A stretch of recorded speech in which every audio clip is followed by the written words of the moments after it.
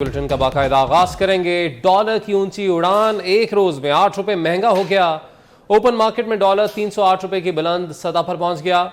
Interbank में dollar 51 पैसे महंगा होकर 286.19 पर बंद हुआ। बात करेंगे हमारे नुमाइंदे अशरफ खान से। जी अशरफ खान, बताइएगा।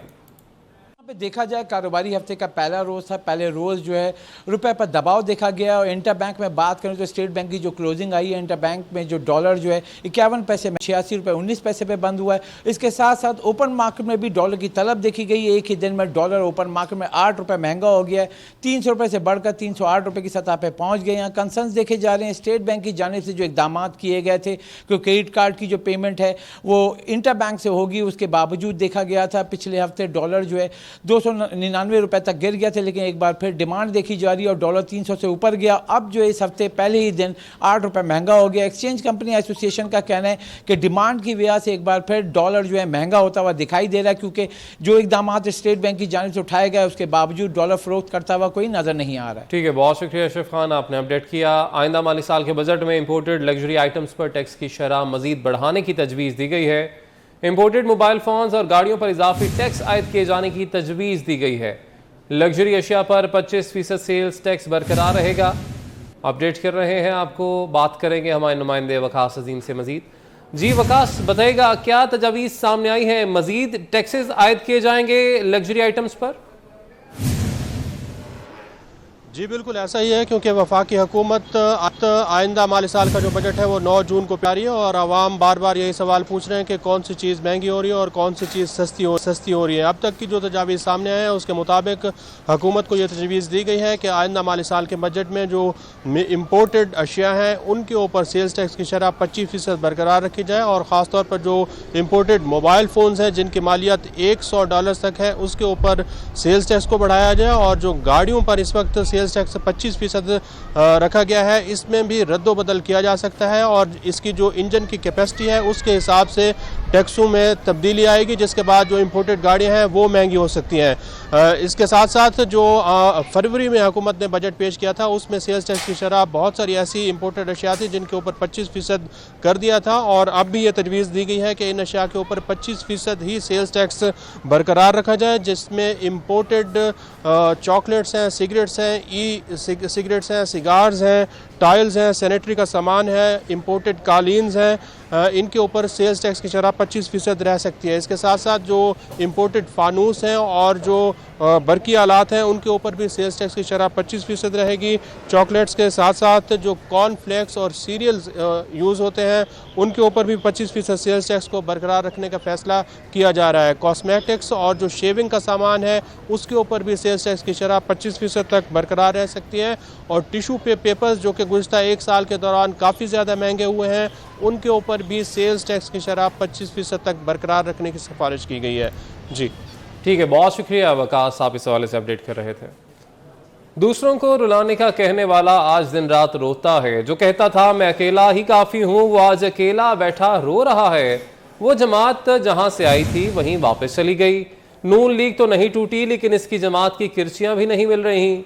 आज़ाद कश्मीर बाग में जलसे से मरियम नवाज का खिताब, कहा बंकर में छुपकर बैठने वाले को कौम माफ नहीं करेगी, आपको इबरत का निशान बनाएंगे।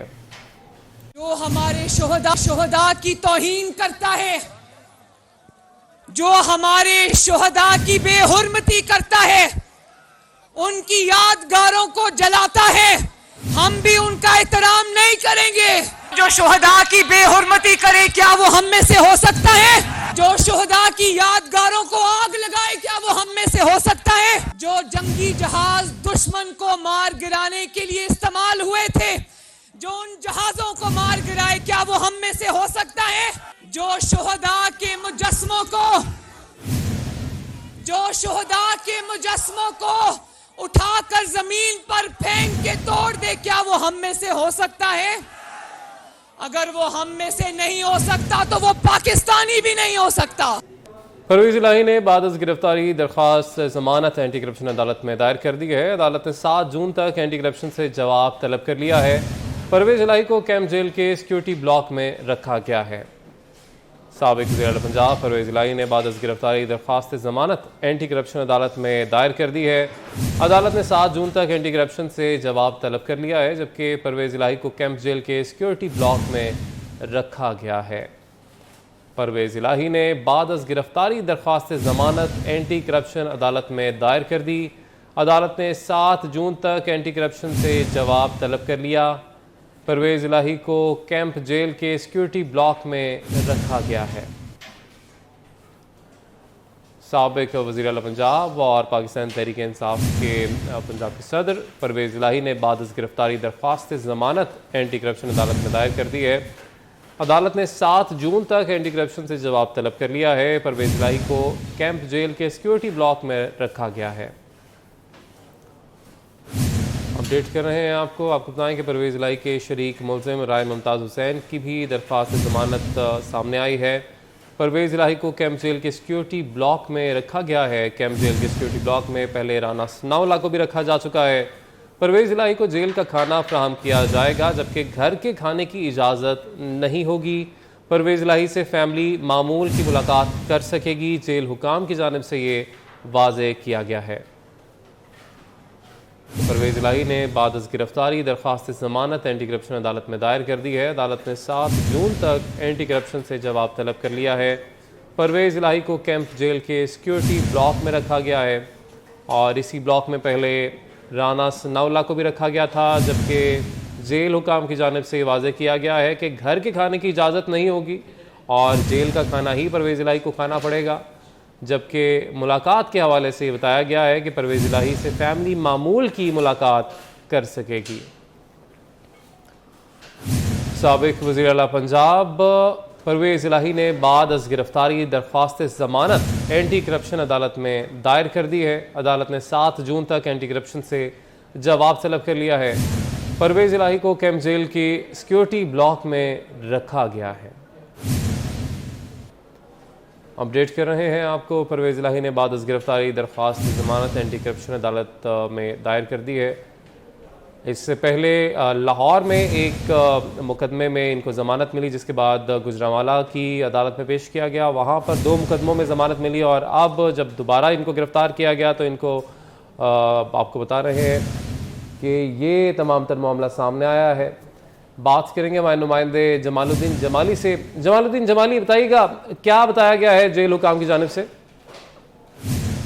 परवेज़ इलाही जो है उन्होंने बाद गिरफ्तारी ज़मानत दायर की है अपने वकील के ज़रिए एंटी करप्शन कोर्ट में, और जिसमें इस्तदा की गई है कि उनको ज़मानत पर रहाई दी जाए। परवेज़ इलाही के ख़िलाफ़ जो है पंजाब असम्बली में भर्तियों का स्कैंडल जो है उस पर ये एंटी करप्शन मुकदमा दर्ज किया था, जिसमें गुज़श्ता रोज़ उनको जुडिशल रिमांड पर जेल भिजवाया गया था।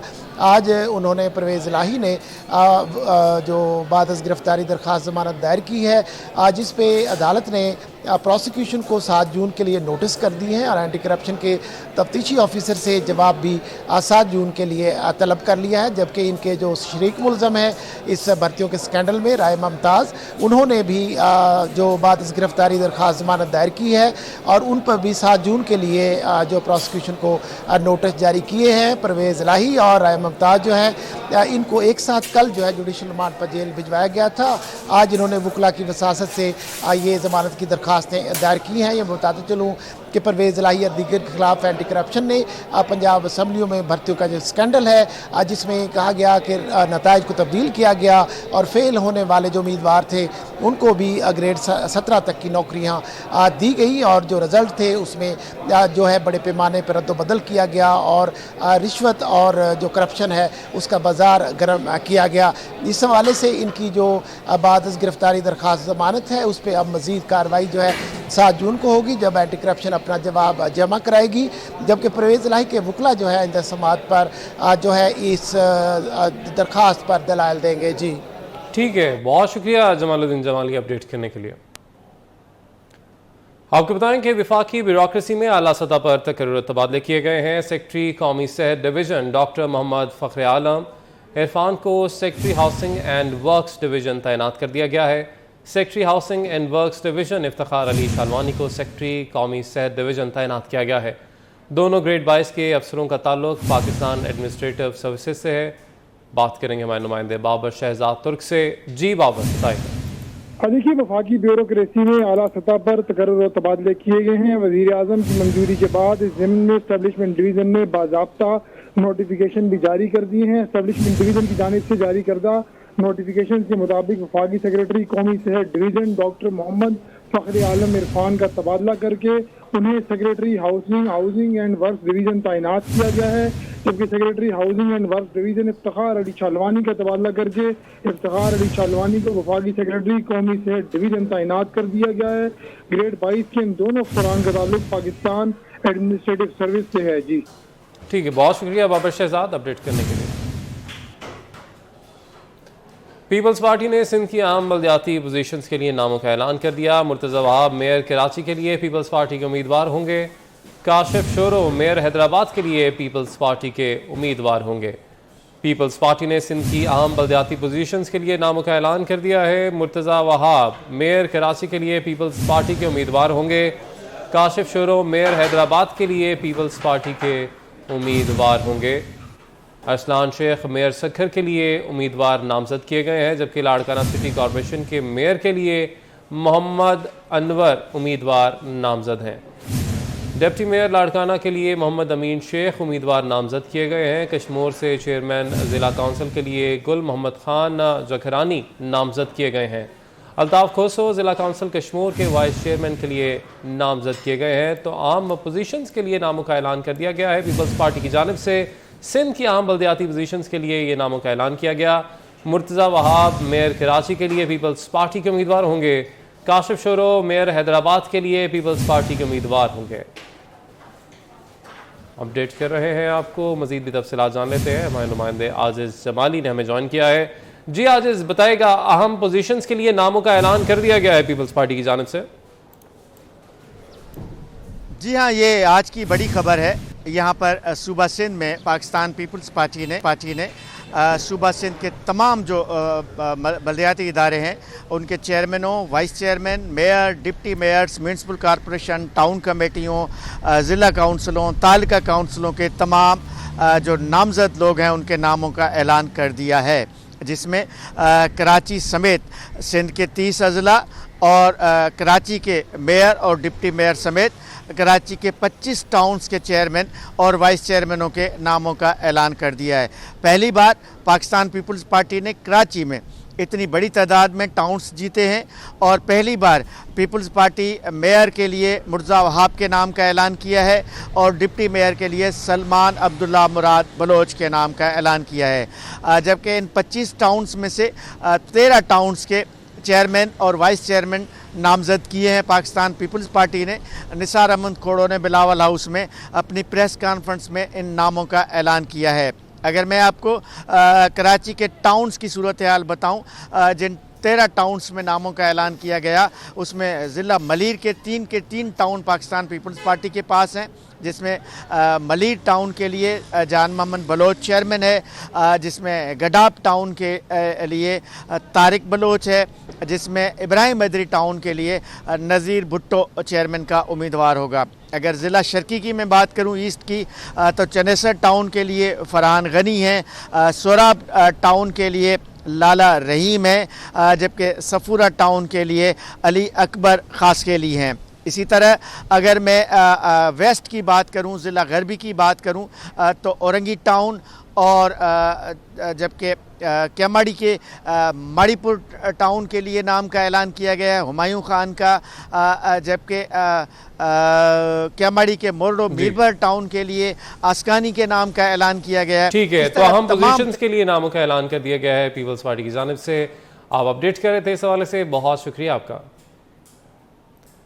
पीपल्स पार्टी की जानिब से मेयर कराची के लिए नामजदगी पर बैरिस्टर मुर्तज़ा कहते हैं कि उनके लिए इससे बड़ा एजाज़ कुछ नहीं होगा कि वो अपने अजीम शहर की बेहतरी के लिए काम करें।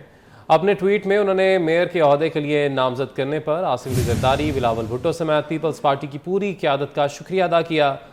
मुर्तज़ा वहाब कहते हैं कि अपनी बेहतरीन सलाहियतों को बुरोए कार लाएंगे, तमाम स्टेक होल्डर, सियासी और इंतज़ामी नुमाइंदगान के साथ मिलकर कराची को आगे लेकर जाएंगे।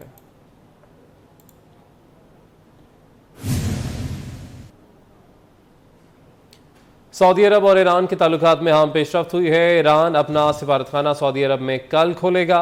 ईरान सऊदी अरब से ताल्लुकात की बहाली के 3 माह बाद सिफारतखाना खोल रहा है। सऊदी अरब और ईरान के ताल्लुकात में अहम पेशरफ्त सामने आई है। ईरान अपना सिफारतखाना सऊदी अरब में कल खोलेगा। ईरान सऊदी अरब से ताल्लुकात की बहाली के 3 माह बाद सिफारतखाना खोल रहा है। भारतीय शहर मणिपुर में मोदी की दहशतगर्दी और नस्ली तसादुम उरूज पर जा पहुंचा है। हिंदू ईसाई फसादात फूट पड़े हैं। मणिपुर के भारत से अलहदगी के मुतालबे में शिद्दत आ गई। अवाम की बड़ी तादाद भारत से अलहदगी के मुतालबे पर डट गई है। भारत के जालिम फौजी दस्ते मणिपुर में हजारों मासूम अफराद की जिंदगियों से खेल रहे हैं। फसादात में अब तक सैकड़ों अफराद हलाक और बेशुमार जख्मी हो चुके हैं। शहरियों का कहना है कि मोदी सरकार 30 लाख आबादी को कैद करने की कोशिश में लगी है। साबित हो गया कि मोदी एक शरपसंद टोले का सरदार है जो कश्मीर के साथ साथ भारत में भी कत्लो गारत के अड्डे खोलना चाहता है।